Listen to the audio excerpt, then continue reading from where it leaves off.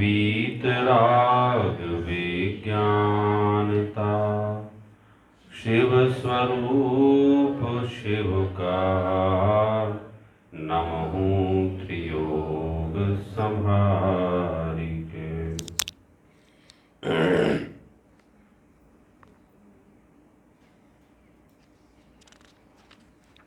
हम लोगों ने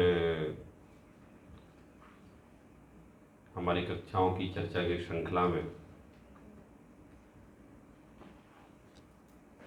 आचार्य पद्मनंदी पंचविंशतिका पर हमारी चर्चा चल रही है।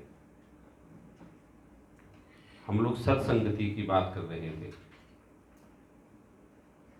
सत्संगति का महत्व मात्र इस बात से नहीं है कि हमारे आसपास अच्छे लोग रहेंगे तो हमारा आचरण अच्छा रहेगा।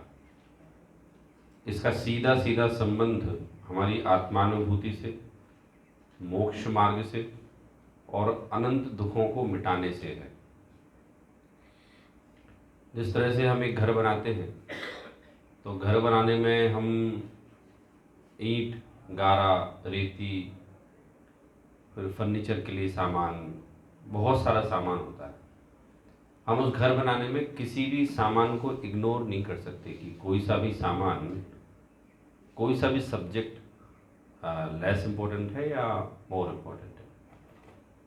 उसी तरह से मोक्ष के मार्ग में जहाँ एक और आध्यात्मिक ग्रंथों में आत्मानुभूति की बात को सर्वोपरि बताकर ये बताया गया है कि पुण्य पाप हे हैं और आत्मानुभूति ही सर्वथा उपादेय है।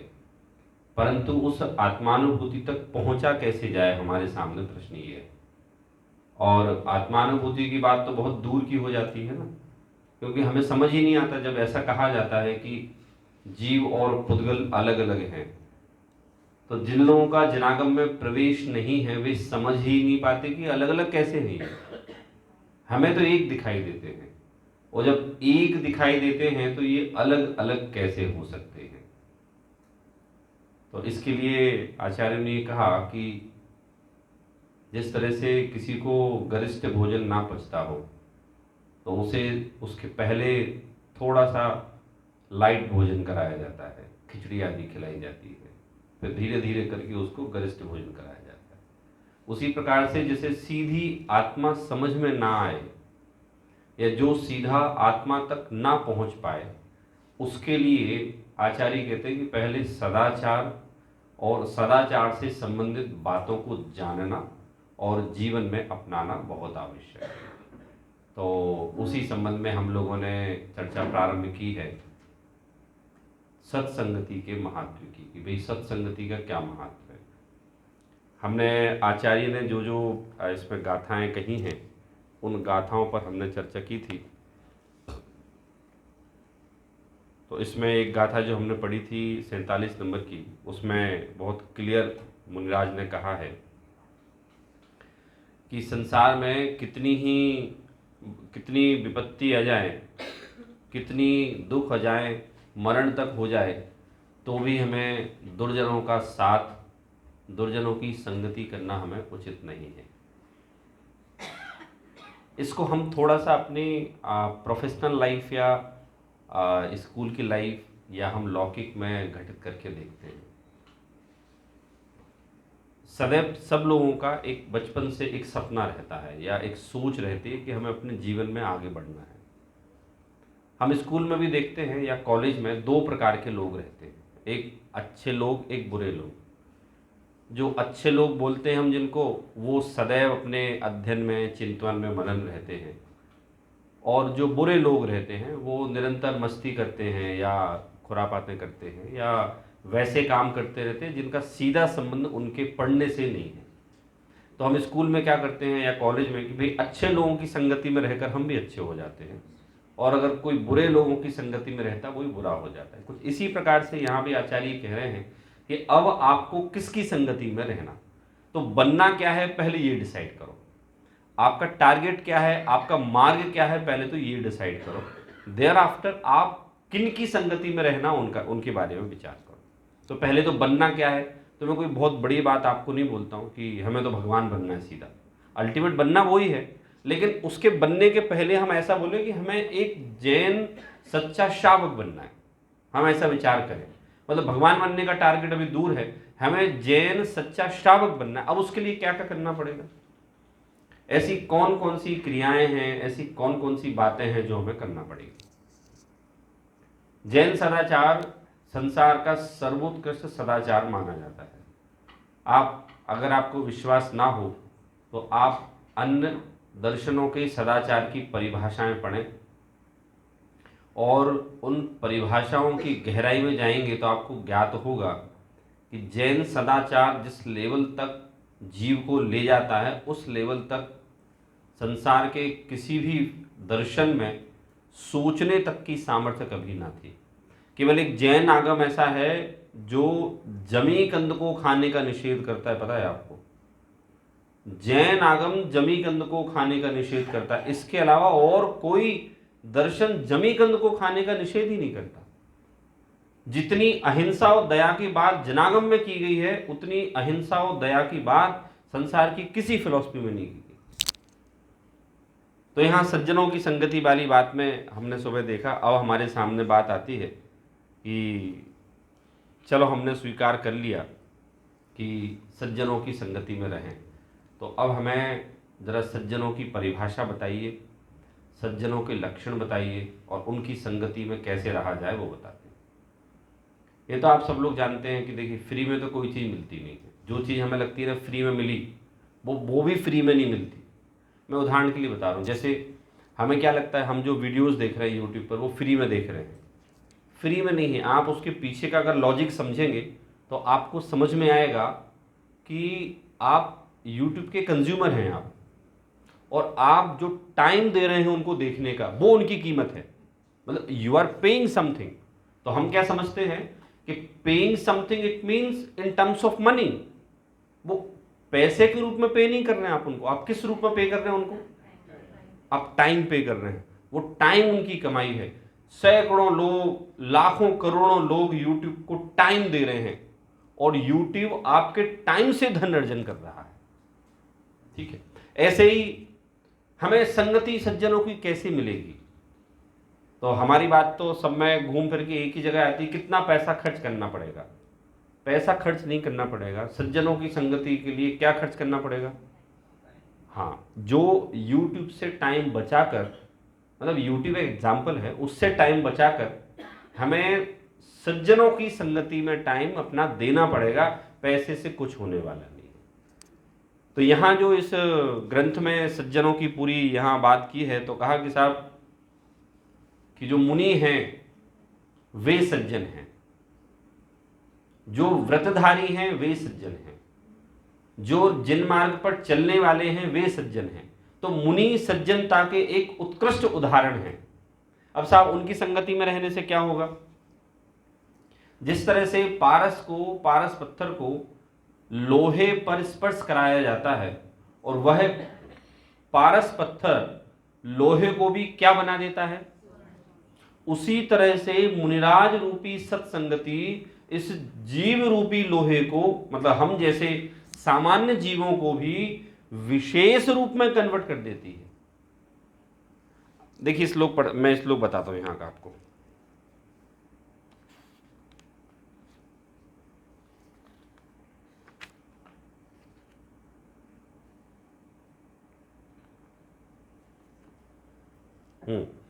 यहाँ देखिए 59 नंबर का श्लोक है, इसमें कहा है, जो सद्ज्ञान के धारक आचार्य अपार सौख्य रूपी वृक्ष को उत्पन्न करने वाले 5 प्रकार के आचार का स्वयं आचरण करते हैं तथा दूसरों को आचरण कराते हैं, जहाँ पर किसी प्रकार के परिग्रह का लेश नहीं है, ऐसी मुक्ति को स्वयं जाते हैं और दूसरों को पहुँचाते हैं। इसलिए इस प्रकार निर्मल रत्नत्रय के धारी आचार्य वर हमारे लिए मोक्ष सुख प्रदान करें। क्या कह रहे हैं कि जिनकी हम संगति लेने जा रहे हैं वो कैसे हैं कि जो निर्मल आचार के धारी हैं, जो स्वयं अच्छा आचरण करते हैं और दूसरों को अच्छा आचरण करने के लिए प्रेरित करते हैं। ऐसे मुनिराज हमारे लिए मोक्ष सुख प्रदान करें। अर्थात क्या हुआ इसका कि वे मुनिराज हमें उत्कृष्ट से उत्कृष्ट रूप में और क्या दे सकते हैं? मोक्ष सुख भी प्रदान कर सकते हैं। देखो मैं यहाँ आप लोगों को कोई लोभ की बात नहीं करता, जनागम में जो सामान्य चर्चा की गई है मैं उस पर आपको लोगों का थोड़ा सा ध्यान केंद्रित करना चाहता हूँ। ऐसा लिखा है कि साहब संसार की ऐसी कौन सी वस्तु है जो जनागम के द्वारा प्राप्त ना हो। संसार की, मोक्ष की बात नहीं कर रहे हैं, संसार की ऐसी कौन सी वस्तु है जो जनागम के द्वारा प्राप्त ना हो। तो उन्होंने लिस्ट गिनाई है, धन, ऐश्वर्य, वैभव, लौकिक समृद्धि। आप संसार की ऐसी कौन सी वस्तु है जो जनागम के द्वारा ना प्राप्त हो, आप बताओ। अर्थात जनागम के द्वारा जब संसार की लौकिक वस्तुओं की प्राप्ति तो ऐसे हो जाती है कि जब कोई गेहूं लेने जाता है तो उसके साथ भूसा तो अपने आप आ जाता है। अर्थात जो जैन आगम, जो जैन सिद्धांत मोक्ष को प्राप्त कराने की सामर्थ्य रखता है, क्या वो लौकिक संपत्ति प्राप्त नहीं करा सकता। ऐसे एक शैली होती है ग्रंथों की कि वो इसी भाषा में बात करते हैं। क्या जनागम आपको लौकिक संपत्ति प्राप्त कराने में समर्थ नहीं है। फिर आगे लिखा हाँ है, अवश्य है। तो यहां ये कहा है कि साहब सज्जनों की संगति क्या नहीं करती। तो किसकी संगति ले हम साहब, सज्जनों की। अब मुनिराजों की बात चल रही है तो हम कहेंगे साहब मुनिराजों से प्रोफेशनल फायदा क्या है। मैं बताता हूं आपको। देखिए हम सबकी एक अपनी अपनी एक पर्सनल इमेज होती है प्रत्येक व्यक्ति की, और आपको पता हो या ना पता हो, लेकिन सब लोग आपके एक व्यक्तित्व से परिचित होते हैं। हमें क्या लगता है हम बहुत होशियार हैं, कोई हमारे व्यक्तित्व को नहीं जानता, लेकिन हमारे व्यक्तित्व से सब लोग परिचित हैं।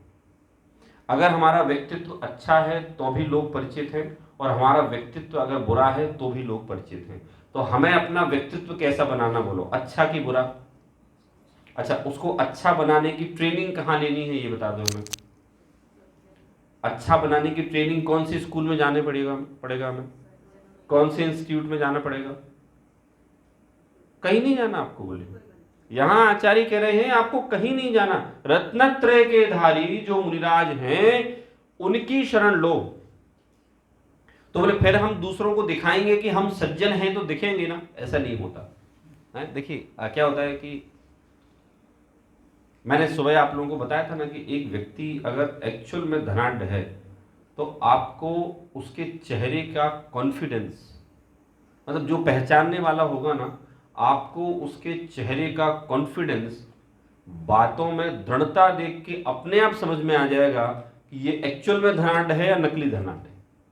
इसी तरह से जो मुनिराजों आदि की संगति में रहे और उसके अंतरंग में जनागम उतरे तो उसे अपने व्यक्तित्व का प्रदर्शन करने की कोई आवश्यकता नहीं। उसका व्यक्तित्व सभी लोगों को सहज में पता रहेगा। अब साहब आपका व्यक्तित्व एक बार जनागम को पढ़ने से थोड़ा सा सफिस्टिकेटेड हो गया, स्वच्छ माना जाने लगा या लोगों को समझ में आ गया, तो आप मुझे बताइए, आप व्यापार करते हो, नौकरी करते हो या समाज में कोई व्यक्तित्व हो, तो सभी लोग आपको आगे बढ़ाने में सहायक होंगे। और दूसरा, सभी लोग आपको ग्रोथ देंगे कि नहीं देंगे। मैं लौकिक बात कर रहा हूं आपसे। हम बात करें ना कि आप संगति से क्या फायदा होता है, ये मुनिराजों की संगति से क्या फायदा। तो मैं आपसे क्वेश्चन पूछता हूं कि आप कैसे लोगों की संगति पसंद करते हैं, अच्छे की कि बुरे की। केवल हमारी बात नहीं है, पूरी दुनिया अच्छे लोगों की संगति पसंद करती है। इसका एक सीधा सा उदाहरण है, एक चोर अपने बेटे को कभी चोर नहीं बनाना चाहता। वो हमेशा यही कहता, बेटा मैं चोर बना लेकिन तुम्हें चोर नहीं बनना है।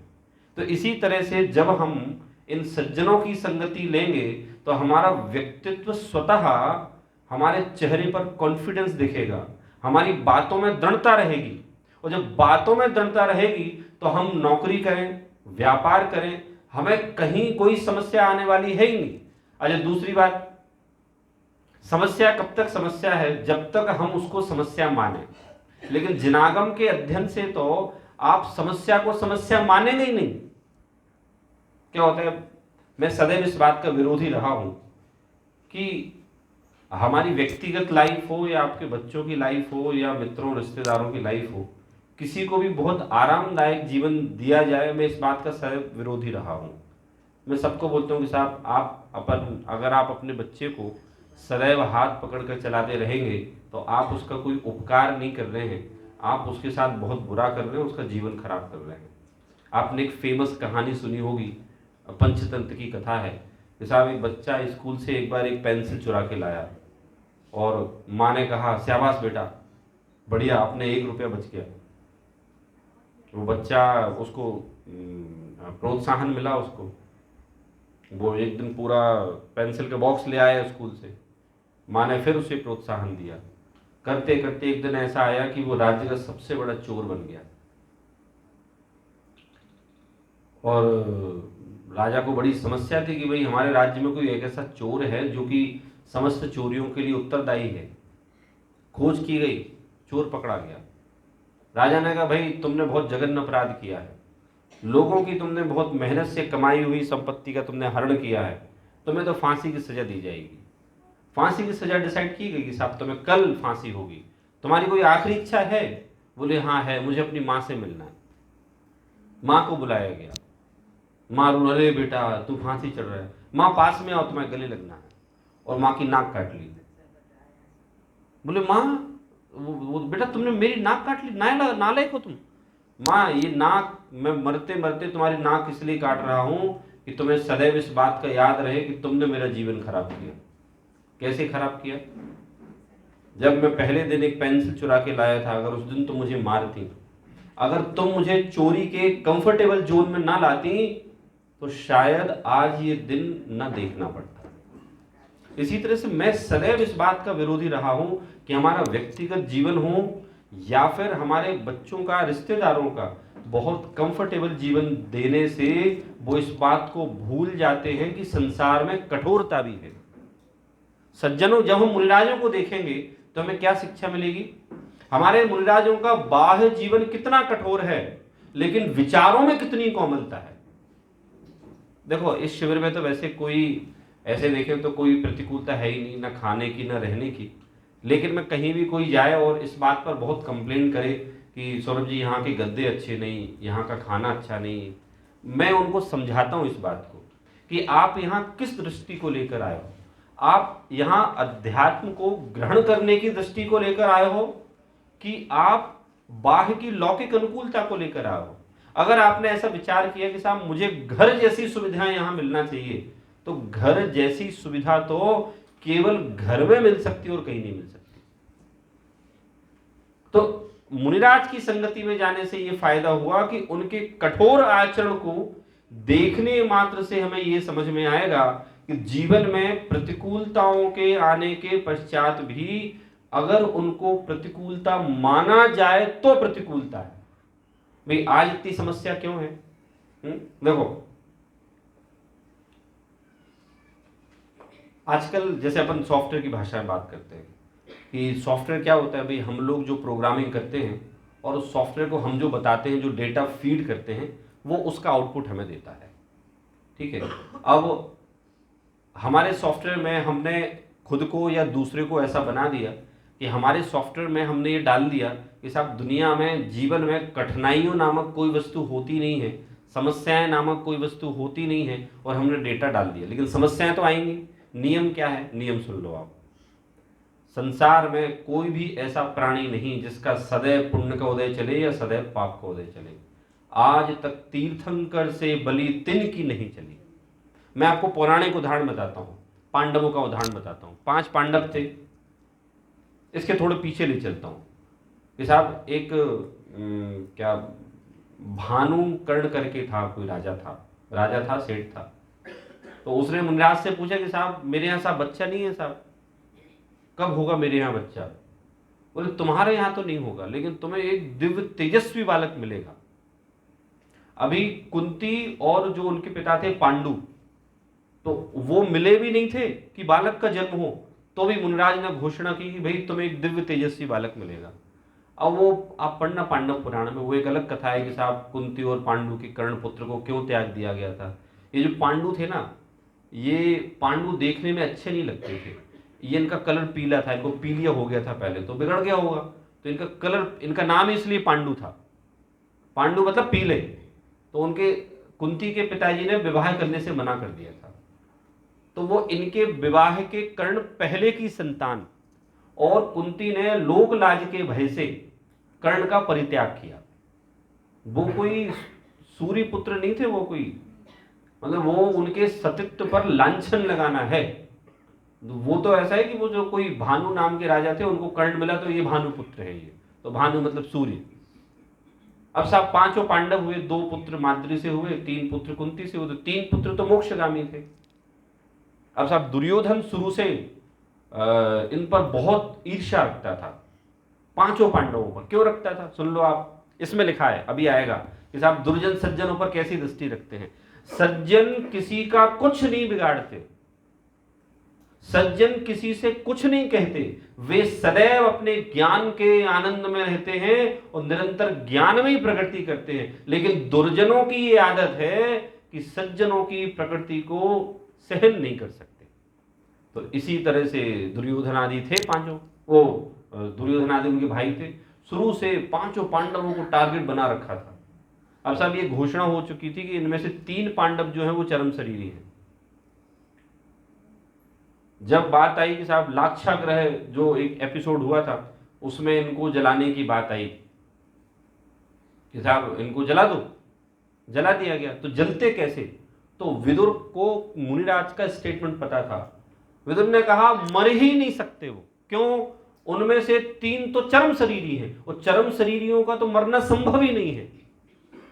लेकिन उस समय उसमें ऐसा उसमें दिया है, कुंती बहुत विलाप करती हुई अपने पुत्रों से बोलती हैं, पुत्रों अब हम कहां जाएंगे, अब हम कहां रहेंगे। आप सोचो, मोक्षगामी जीव थे, वो पराक्रमी जीव थे। लेकिन संकटों की बात मैं आपसे कर रहा हूं कि साहब संकट उनके जीवन में आए, फिर और एपिसोड हुए साहब, फिर से वो द्वित कीड़ा हुई, उनको जंगल भेजा गया, बहुत सारी। और साहब वो द्रौपदी जो थी ना, द्रौपदी अर्जुन की पत्नी थी, पांचों पांडवों की नहीं थी। द्रौपदी सती थी, उनके पति अर्जुन थे, वो सदैव याद रखना। तो खैर मैं ये बता रहा था कि साहब पांचों पांडवों का जो संकट की बात है, तो संकट तो ऐसे आया।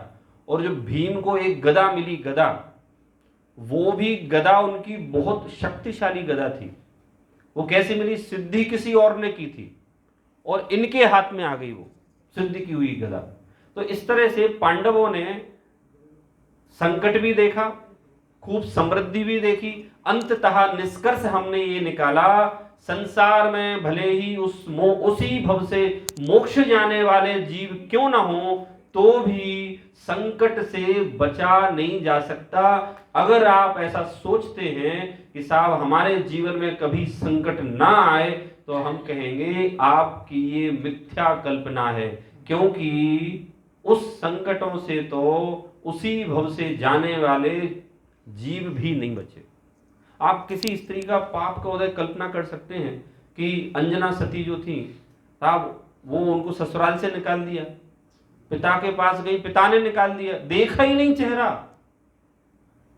भाई जो प्राणों से अधिक उनको प्रेम करता, उसने भी नहीं देखा। जंगल में गई, शेर खाने आ गया, बेहोश हो गई, फिर कोई यक्ष ने रक्षा की। और अंजना के गर्भ में कौन थे पता है आपको, उसी भव से मोक्ष जाने वाले चरम शरीरी कामदेव। लेकिन कर्मों का उदय किस कर्म के उदय को इवन पता ही नहीं। पता है कि तीर्थंकर हैं, चक्रवर्ती हैं, मुनि हैं, धर्मात्मा हैं, कौन है, कर्मों के उदय को कुछ नहीं पता। अब ये वाली बात हमें कब पता चलती है, जब हम मुनिराजों के पास जाते हैं तो समझ में आता है। लोग कहते साहब हम तो साहब विधर्मी हैं, हमारे साथ ऐसा हुआ, ठीक है, लेकिन वो मुनिराज को 700 वर्षों का कोढ़ क्यों हुआ था? उन मुनिराज को के सिर पर सिगड़ी क्यों रखी गई थी? हम कहते देखो आपकी धारणा गलत है। आत्मानुभूति और कर्म का उदय दोनों अलग अलग वस्तु हैं, एक वस्तु नहीं है।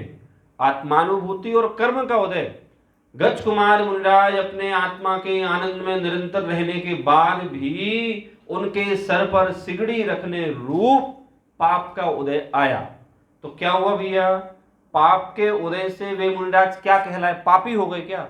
नहीं, यहाँ से ये शिक्षा मिलती है कि आप अगर एक ऐसा जीवन लेके बैठे हैं, उसकी कल्पना कर रखी है कि साहब मेरा तो पाप का उदय कभी आए नहीं, पुण्य का उदय ही आए। एक किताब लिखी है, आप लोगों ने पढ़ी होगी, तालिब करके एक राइटर है, बहुत फेमस है, उसने लिखी किताब एंटी फ्रिजाइल। पढ़ी आपने? पता नहीं क्यों नहीं पढ़ी, बहुत वो वर्ल्ड वाइड फेमस है। एक द स्वान करके एक किताब है, द ब्लैक स्वान, और एक एंटी फ्रिजाइल। तो वो एंटी फ्रिजाइल में क्या बोलता है पता है? वो एंटी फ्रिजाइल में ये बोलता है कि अगर आप में परिस्थितियों को सहन करने लायक आपको नहीं बनाया गया है तो आप दुनिया में जी नहीं सकते, आप प्रोग्रेस कर ही नहीं सकते हैं। तो जब हम मुनिराजों की संगति में जाते हैं तो हम ये देखते हैं मुनिराज महाधर्मात्मा है, तथापि उनका भी पाप का उदय आ जाता है। एक पापी है तथापि उसका धनादिक का उदय होता है। देखो, धनादिक के संबंध में हमने चर्चा की थी, छोटे दादा ने ये चीज समझाई थी, जनागम से ही समझाई थी कि साहब आप लोग ये सोचते हो कि साहब हमारे पास धन है, उसके पास धन है, वो तो बड़ा पुण्यशाली है। दो प्रकार का पुण्य होता है, अनुभव जी ने बताया था ना परसों, दो प्रकार का पुण्य होता है, एक सामान्य पुण्य और एक सातिशय पुण्य। सामान्य पुण्य में क्या क्या आएगा बताओ जरा मुझे, बताओ आप लोग, सामान्य पुण्य में क्या क्या आएगा, लिस्ट गिनाओ। पहला लाड़ी गाड़ी, नहीं लाड़ी जो है वो तो सातिशय पुण्य है। हाँ देखो, साधारण पुण्य में क्या क्या आएगा, सुंदर शरीर, ठीक है, धन, यश, और क्या चाहिए बोलो भाई, अपने लौकिक क्या क्या चीजें होती हैं, धन हो गया, यश हो गया, अच्छा ज्ञान बुद्धि, अच्छा क्षयोपशम, ये भी साधारण पुण्य है। साधारण पुण्य में अच्छा ज्ञान, अच्छा शरीर, अच्छा धन, अच्छा यश, और यहां तक कि हमारे आसपास रहने वाले अच्छे लोग, ये सब साधारण पुण्य है। तो बोले विशेष पुण्य क्या है, तो वहां कहा देव शास्त्र गुरु की प्राप्ति होना और उनके बताए हुए मार्ग पर चलना सातिशय पुण्य है। आप लोग बताइए कि अभी हम कौन सा पुण्य हमारा उदय में आ रहा है वर्तमान में, यहां बैठे हुए हैं।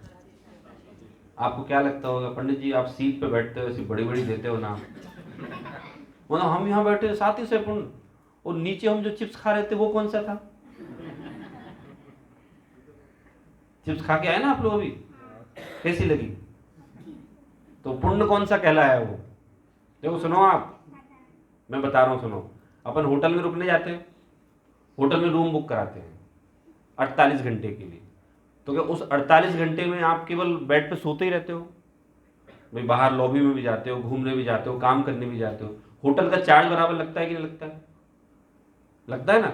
ऐसे ही हम यहाँ आए हैं तो भले ही आप घूम रहे हो, भले ही आप चिप्स खा रहे हो, बैठे हो, तथापि आपके अभिप्राय में शिविर को सुनने का, अध्यात्म को जानने का उद्देश्य है, तो हम कहते हैं 3 दिन का आपका ये सातिशय पुण्य है। और मैं नहीं कहता भैया, आचार्य पद्मनंदी ने कहा, ये जिनवाणी सुनने का, परमिष्टि के नाम लिखा, पंच परमेष्टि की शरण में आने का उदय विशेष पुण्य कहलाता है, और ये विशेष पुण्य सबके पास नहीं हो सकता। तो आप लोग ये स्वीकार करते हैं कि ये सातिशय पुण्य है? आप लोगों को फील होता है कि नहीं बोलो? देखो, पहले तो अगर हम अपने आप को अच्छा नहीं मानेंगे ना तो हम अच्छे हैं ही नहीं फिर तो पहले तो आपको ये मानना पड़ेगा हमारा पुण्य कौन सा है। कॉन्फिडेंस से तो बोलो जोर से, यशवी कौन सा पुण्य है? सातिशय। सबका है, जोर से बोलो, आपका कौन सा पुण्य है? ठीक है, चलो नींद भगानी थी इसलिए जोर से बुलवाया। तो यहां ये कह रहे हैं कि साहब, अब साहब जो संसार में अनेक मार्गों से भ्रम पैदा करते हैं, तो क्या करें हम? तो मैंने सुबह चर्चा प्रारंभ की थी, कंसेप्ट क्लियर होना चाहिए। कंसेप्ट तो मैंने आपको एक इंग्लिश शब्द बताया, मूल में यहां जो शब्द आया है, आगे गाथाओं में रत्नत्रय का वर्णन किया गया है, वहां ये कहा है कि साहब आपके श्रद्धान में अगर दृढ़ता है, श्रद्धान आपका पक्का है, इसका तात्पर्य यह है कि अब आपकी सारी चीजें सही होने वाली हैं। श्रद्धान अगर पक्का नहीं है तो गड़बड़ है। मैं आपको एक छोटी सी चीज बताता हूं, कभी मंत्र की सिद्धि की है आपने? मंत्र की सिद्धि? अरे ऐसे देख रहे हो, करी है कि नहीं करी तो बताओ। नहीं, मैंने भी नहीं की, लेकिन पढ़ा है मैंने मंत्र की सिद्धि कैसे होती है। हमें अपने गांव का पुराने समय का जब रहता था वहां, तो एक याद है कि कोई एक व्यक्ति जीवन भर विक्षिप्त रहे वो, तो मुझे ऐसा भी याद है कि एक समय में वो सही थे, बाद में वो विक्षिप्त हुए, और कोई भी डॉक्टर उनके दिमाग को देखकर स्कैनिंग करके उनको विक्षिप्त मानने को तैयार नहीं था। तो बाद में मैंने सुना कि इनने किसी मंत्र की सिद्धि की, और वो मंत्र की सिद्धि पूरी ना हो पाई, तो उसका रूल यही है, या तो मंत्र सिद्ध होगा या उस व्यक्ति को विक्षिप्त कर देगा वो। तो फिर मैंने थोड़ा गहराई से पता लगाया कि साहब इस मंत्र में होता क्या है। तो वो मंत्र, देखो साहब मुझे वो मंत्र नहीं मालूम है ना, और मैं जानने की कोशिश भी नहीं की, चूंकि जिनागम में लिखे हैं, और उनसे क्या मिलता है वो भी नहीं। मैंने तो जो जो मैंने घटनाक्रम सुना था वो बता रहा हूँ कि साहब इसमें मंत्र में मंत्र पढ़ा जाता है, और उसमें जो भी विधि हो कि स्वच्छ कपड़े पहनकर शमशान में जाया जाए, पंच परमेष्टि का जाप किया जाए, और वो पूरा श्रद्धान पूर्वक कि ये मंत्र मुझे सिद्ध होगा ही होगा, कुछ भी हो जाए, कैसी बाधाएं आए, मैं मंत्र सिद्ध करके ही उठूंगा। तो मुझे उन्होंने बताया कि साहब आखिरी में ऐसा होता है कि उसको सामने दिखने लगता है कि दो सांप आ रहे हैं, वो सांप चढ़ गए, फिर यहां आ गए, फिर आंख फोड़कर आंख में जाने लगे। वो नहीं डरा, लेकिन आखिरी में इतनी सी पूंछ बची सांप के अंदर जाने को, और उसे लगा ये सांप मुझे काट लेंगे तो मैं मर जाऊंगा मैं। बस उसी समय मंत्र जो सिद्ध होना था नहीं हुआ, और उसने अपना रिवर्स इफेक्ट दिखाया, पूरे जीवन भर के लिए उसे विक्षिप्त कर दिया। मैं आपको ये बताना चाहता हूं कि वो मंत्र सिद्ध होगा, इस बात में उसको श्रद्धान हो, और इस बात में कि साहब ये किसी भी परिस्थिति कुछ भी हो जाए मैं सिद्ध करके ही उठूंगा, तो सिद्ध हो जाता है। ये मैंने एक आपको मंत्र का बताया। 64 रिद्धियों की बात चल रही है ना, तो किसी ने प्रश्न पूछा था कि साहब ये 64 रिद्धियां जो अनुभव जी ले रहे हैं, ये हमारे जीवन में उपयोगी कैसे हैं? बहुत साधारण सी बात है। आप लोग यूएस होके आए कि नहीं? कौन कौन होके आए, हाथ उठाओ। कोई सी कंट्री गए यूरोपियन? यूके गए, यूएस गए, कनाडा गए? पीछे कौन सी कंट्री गए आप? यूके। कैसी लगी?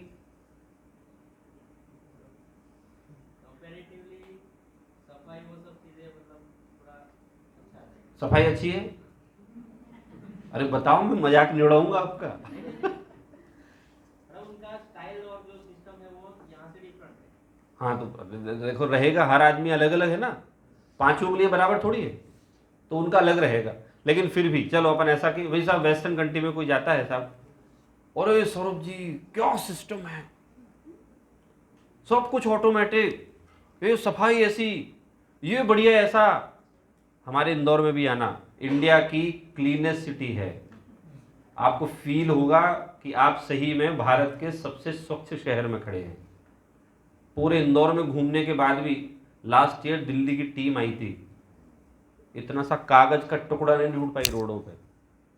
ठीक है, तो साहब अपन कहीं जाते हैं तो हम महिमा बहुत, अरे साहब उनका देश ऐसा है, ऐसी बड़ी बड़ी बिल्डिंग है, सफाई है, सिस्टम है, ये है। महिमा जब हम वहां की चीजों की गाते हैं तो उस देश की महिमा आती है कि नहीं आती है? यही हुआ ना, उस देश की महिमा आती है कि नहीं आती है? इसी तरह से जब मुनिराजों की रिद्धियों की महिमा गाई जाती है, तो मुनिराज किसके पार्ट हैं? जिन शासन के पार्ट हैं। रिद्धियों की महिमा गाने पर हमें जिन शासन की महिमा आती है, कि जिन मुनिराजों को ये रिद्धियां प्रकट होती हैं वे कितने आश्चर्यकारक हैं। लेकिन उससे भी आश्चर्य की बात तो ये है कि उन मुनिराजों को, उन रिद्धियों की कोई महिमा नहीं। लेकिन किसके कारण महिमा नहीं? बोले जिन शासन के कारण महिमा नहीं। तो अल्टीमेटली रिद्धियों की महिमा गाने पर किसकी महिमा गाई गई? तो अब समझ में आ गया। सुबह की क्लास के बाद किसी ने क्वेश्चन पूछा था कि साहब वो रिद्धियों की चर्चा क्यों कर रहे हैं अपन? तो मैंने कहा दोपहर की क्लास में आंसर दूंगा कि साहब वो जिन शासन की महिमा के लिए। ये हैदराबाद जो है ना, हैदराबाद का नवाब बहुत बड़ा आदमी था, बहुत बड़ा। आप कल्पना भी नहीं कर सकते कितना बड़ा आदमी था। बताऊं थोड़ा सा कि साहब वो इतना बड़ा आदमी था कि जो उसकी टेबल थी, स्टडी टेबल, उस पर एक पेपर वेट था, जैसे पेपर उड़ ना जाए ना, वो पेपर वेट 1942 में उसकी वैल्यू थी 14 करोड़ रुपीस। पेपर वेट समझते हो आप क्या होता है? क्या होता है पेपर वेट? एक ऐसी यूजलेस चीज जिसे अपने घर के बच्चे ले जाते हैं और ऐसे ऐसे खेलते रहते हैं, वो होता है पेपर वेट। उस समय वो वर्ल्ड के टॉप 10 अमीरों में उसका नाम आता था। तो आज साहब उसकी जब पैसे की महिमा गाई गई, उसके वैभव की महिमा गाई गई, इसका मतलब उसके नवाबियत की महिमा गाई गई, कितना बड़ा राजा था। इसी तरह से रिद्धियों की महिमा गाए जाने पर हमें किसकी महिमा आनी चाहिए? जिन शासन की, रिद्धियों की नहीं, जिन शासन की महिमा आनी चाहिए। तो यहां ये कह रहे हैं कि साहब हम अगर ऐसा, हमें संसार जब ऐसा लगने लगे कि साहब संसार में बहुत दुख हैं, बहुत कठिनताएं हैं, तो हम पंच परमेष्टियों की शरण में जाएं और स्पेशली मुनिराजों की शरण में जाएं। मुनि धर्म एक ऐसा धर्म है जिनागम का, दिगंबरत्व जिसे कहें, दिगंबरत्व एक ऐसा धर्म है जिस धर्म को पालन करने की संसार के किसी भी दर्शन में इंस्ट्रक्शन ही नहीं है। क्यों नहीं है? क्योंकि उनके अनुसार ये प्रैक्टिकल पॉसिबल ही नहीं है। गुरुदेव बार बार एक सेंटेंस बोलते हैं, ये वाली बात तो दिगंबर मुनियों के अलावा और किसी में कहने की सामर्थ्य ही नहीं। क्या तात्पर्य इसका? दिगंबर मुनियों के अलावा इस बात को कहने की किसी और में सामर्थ्य नहीं। क्या तात्पर्य? ये तात्पर्य है कि जिनके निकट सिंहादि पशु भी भूल जाते क्रूरता, जिन मुनिराजों के निकट आकर शेर जैसे पशु भी अपनी क्रूरता को भूल जाएं, उन दिव्य गुरुओं की अहो कैसी अलौकिक शूरता। उन दिव्य गुरुओं की कैसी शूरता होती होगी जिनके निकट शेर आदि भी अपनी क्रूरता को भूल जाते हैं। तो यहां मुनिराजों की संगति में जाने का हमें उपदेश दिया है।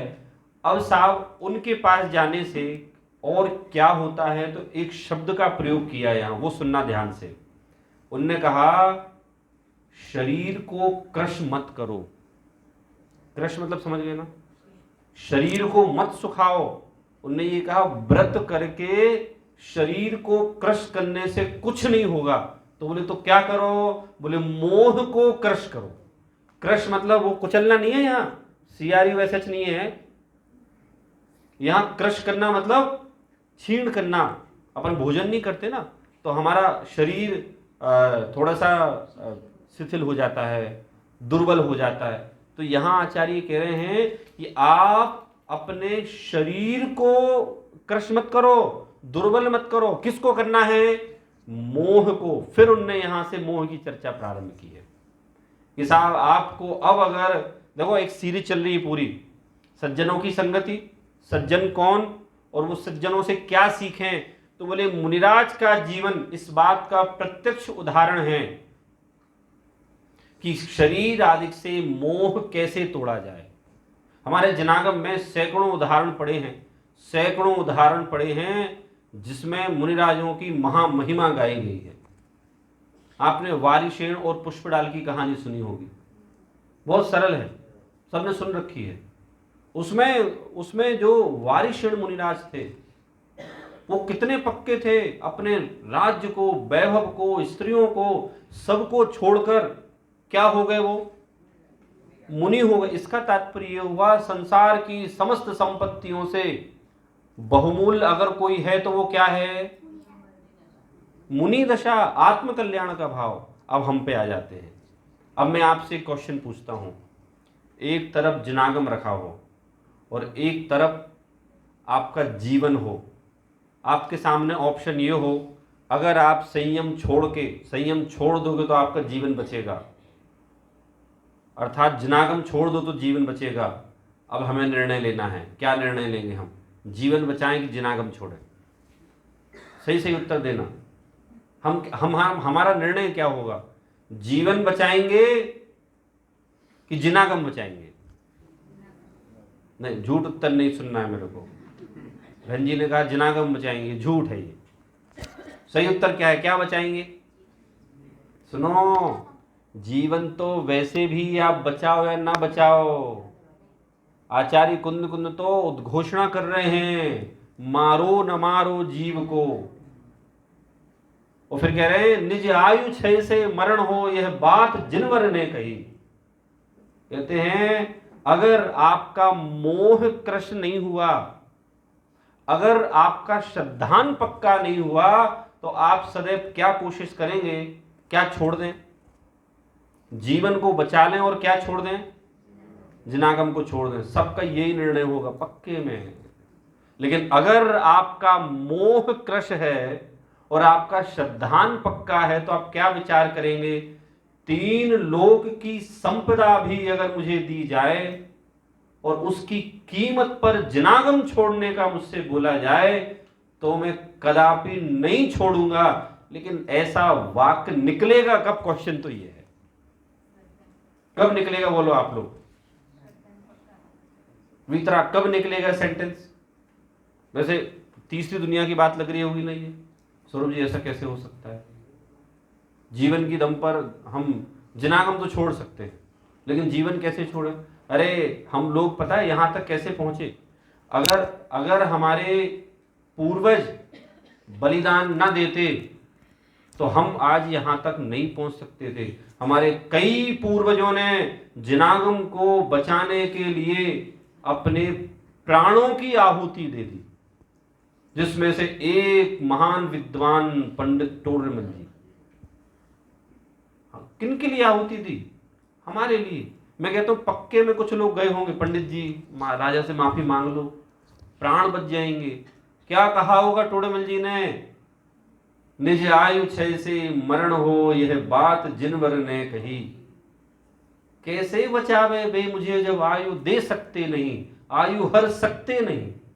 और ऐसा कह के उन्होंने अपना मृत्यु दंड स्वीकार कर लिया। मैं पक्के में कह सकता हूं टोडरमल जी ज्योतिष के भी जानकार रहे होंगे, इतना बड़ा विद्वान था, ज्योतिष के भी जानकार रहे होंगे। उनको अपनी मृत्यु का समय आयु ज्ञात रही होगी, पता है।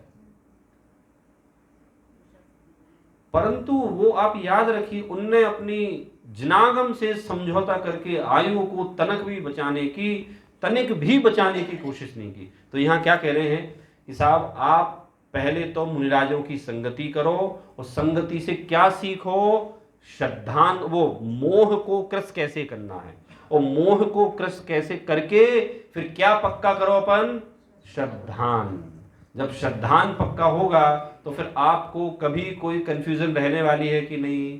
देखो मैं आप लोगों को एक एक चीज डिटेल में तो नहीं बता सकता कि आप लोग मेरे से बार बार पूछें सौरभ जी देखो ये होटल है ना, ये तो अच्छा खाना बनाती है, यहाँ तो हम खा सकते हैं, ये जैन फूड बनाती है, यहाँ मुझे वो लिस्ट ना गिननी है ना सुननी है। मैं तो कहता हूँ एक बार श्रद्धान पक्का होने के बाद आपको किसी को कुछ बताने की आवश्यकता ही नहीं है। तो यहाँ आचार्य पद्मनंदी ये कह रहे हैं कि साहब जो जीव गृहस्थी के बंधन में बंधे हुए हैं और वे जीव संसार मार्ग को छोड़ना चाहते हैं, तो वे पहले तो गुरु के संपर्क में आए। और आप व्रत मत करो, पहले आप व्रत करने की कोशिश मत करो, आप शरीर को छीण मत करो, आप तो मोह को छीण करो। तो अब मोह की चर्चा यहाँ प्रारंभ करते हैं। समय हो गया हमारा। क्या कह रहे हैं मोह की चर्चा में कि साहब मोह है क्या?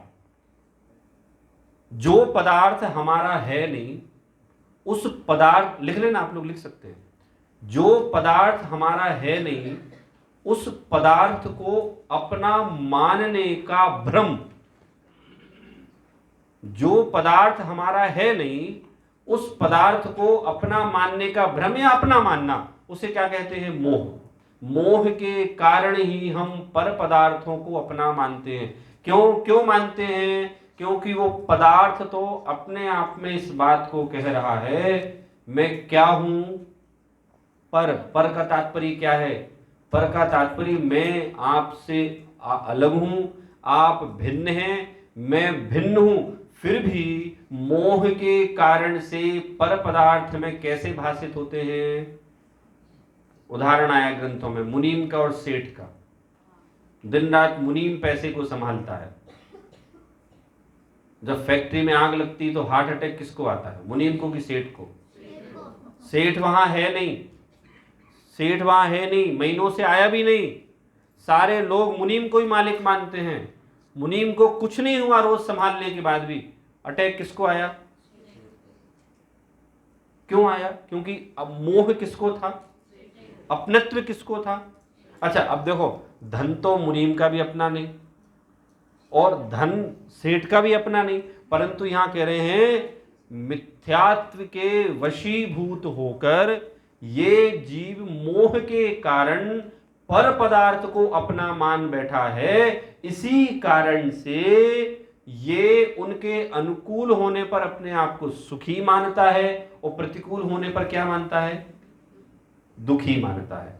तो इस प्रकार से अब ये हमारी चर्चा आगे जो है मोह और श्रद्धान पर चलने वाली है। आचार्य ने इसमें काफ़ी सारी गाथाएं ली हैं, पूरी गाथाएं तो मैं नहीं लूँगा, जहाँ मुझे ऐसा लगता है कि बताने लायक है वो बताऊँगा। फिर इसमें चर्चा की है उत्तम क्षमादि धर्म की चर्चा की है।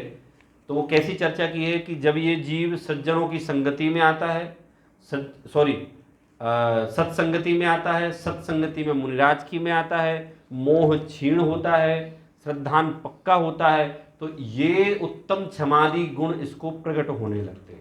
और वो उत्तम क्षमादि गुण जिसको प्रकट होते हैं उसका जीवन कैसा होता है ये इसमें आगे बताने वाले हैं। तो हम सायंकाल चर्चा इसकी करेंगे कि साहब किस तरह से हमारा जीवन, देखिए हमारा 3 दिन का जो एजेंडा था जो मैं लेके आया था, मैं यही लेके आया था कि आपको एकदम बेसिक से इस ग्रंथ में जो चर्चा की है उसे और सरल करके बताऊं। और इसमें जो आखिरी में अध्यात्म का रंग दिया है कि किस तरह से चरणान योग से मैटर उठाकर आचार्य पद्मनंदी ने उसे आत्मानुभूति के लेवल तक पहुंचाया। तो हम कल सुबह तक आत्मानुभूति के लेवल तक पहुंचेंगे। आत्मानुभूति कोई बहुत बड़ी बात नहीं है, शब्द बड़े बड़े लगते हैं। श्रद्धान होने के बाद आत्मानुभूति एक सहज प्रक्रिया है। इसकी चर्चा हम आगे के अपने सेशन में करेंगे। अभी बात अपनी हम यहीं समाप्त करते हैं।